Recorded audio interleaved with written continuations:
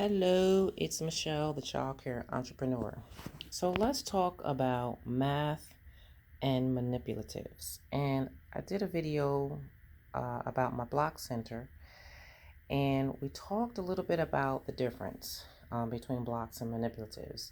So what I did was I set up a manipulative area, and this is not the only one that I have, as I have tons and tons of fine motor activities and items and materials that the children play with on a daily basis. But um, these are some of the things that I have in my math manipulative area. And I have the magnetiles here, which the kids build with. These are magnets, and they have different shapes like triangles and squares and rectangles and things like that. The honeybee tree, which this was a toy that, or I guess it's kind of like a puzzle or a game that I played with when I was a child, and I have kept it all these years for my own children. So I have things like that. As you can see on the front, they can build what's called a honeybee tree, and they learn how to use the dice here to roll to see which item they put on the honeybee tree. And then I have these items here, and those are just the cups from the fruit cups that I save for counting and putting different, like we have the teddy bear counters and things like that. I have tennis ball, and we use tennis ball when we do weighing and other things. And then I have this really cool, it's called Inchimals, where they're learning how to measure things using different sized rulers which have animals on them, right? So they're learning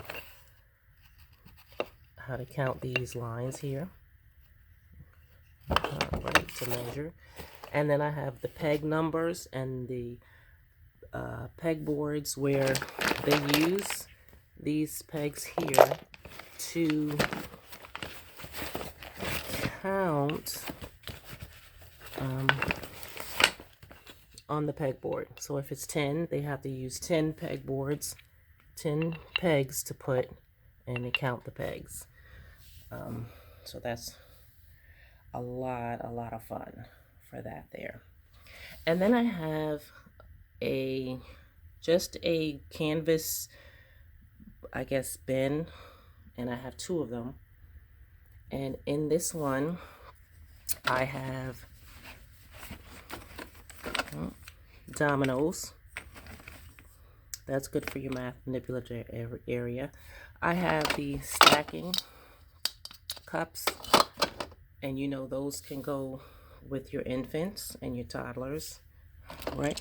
The stacking rings. I also have pegs and the peg boards here. I have the string, and right. Then I have the shapes board, where they stick the shapes through there. Then in my other bin, I have some of my tactile materials, which are also Montessori. And I have my letters here, which have there's a rough area here for it. And I have my number tiles, which also have that. Then I have the small boards for writing. And then I have my felt board here, where the children take, let me see, where do they put them? Probably in the back. Okay, so they take some of the different shapes here, and they can stick them, create little scenes. This is for the vegetables, right? And then I have ruler. The children know how to use a ruler. And then I have these boards here, little small boards that go with the teddy bear counters. And they're learning colors and differentiating size and all that. And then I have a variety of puzzles, number puzzles. I have pattern blocks, animal puzzles, things like that. And then I have my gears, which the children love, and they can create with the gears. And then I have, right, these here. And remember, we talked about the difference with these types of blocks where they can put together as opposed to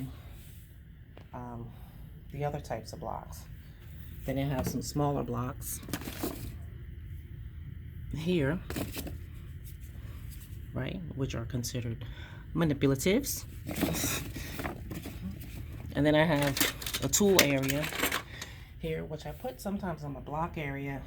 Sometimes I keep in my manipulative area, depending on what the kids want to do. They love to build and use the tools to build, so it varies. And then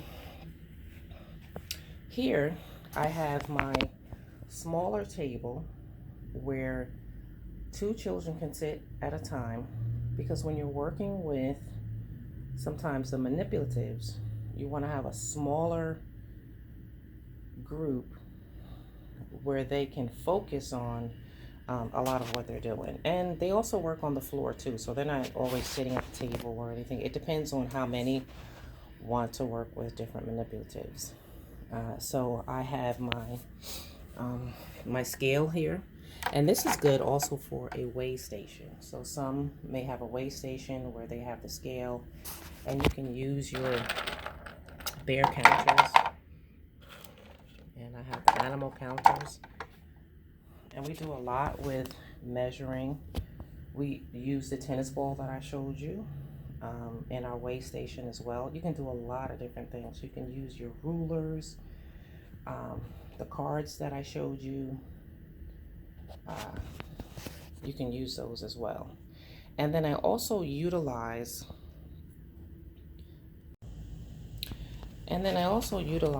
my cubbies. So you want to utilize the space that you have in your cubbies so that a lot of the materials are accessible for the children to use. And so I have more things with my science, right? And then I have my Smart Max builders. These are also magnets where the children can build. I have my Caterpillar they can put together. These are math kits that I put together for my school children, elementary all the way up to middle school. Then I have my numbers, magnetic numbers, and I have more of the blocks that can be put together. I have my lacing boards, more blocks, the smaller blocks here, some other blocks in this area here, right? And then I have more puzzles in this area right here. So these are puzzles that the children can put together. I think they're like 3 pieces, and they're putting together police officer, firefighter, astronaut, those types of things. And then I also have my pink tower blocks, which the children love. And I printed out these papers so that each block represents a different number and a different size. And that's also Montessori. And then I have a memory game here.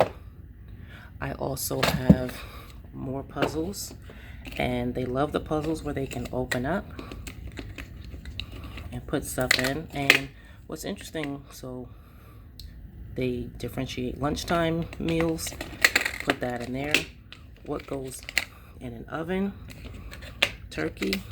And then I have other puzzles like this where they're learning how to open a lock, how to turn a key. So all those things they have. And then I have some felt puzzles as well.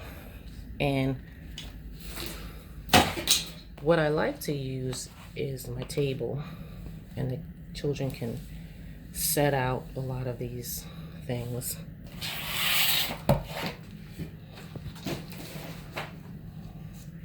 To play with. So I have a fish bowl where they can learn the numbers. I have where they can pull out an elephant. All right, they put it on the E, and then learning the colors. And this has the little tags here that I have in a separate bag, so the kids can play with that too. So you really want to utilize your space when you're having the children play with the manipulatives, and you want to have them pull those things out, play with them. You're also going to use them for math. They're going to use them on their own. You may teach them how to use them in different ways, and they love that. So go back and take a look at the block center, to show the difference between the blocks and the manipulatives. And I hope this Math and Manipulatives Center gives you some ideas for how you can set up your own space. So take care, and I'll see you in the next video.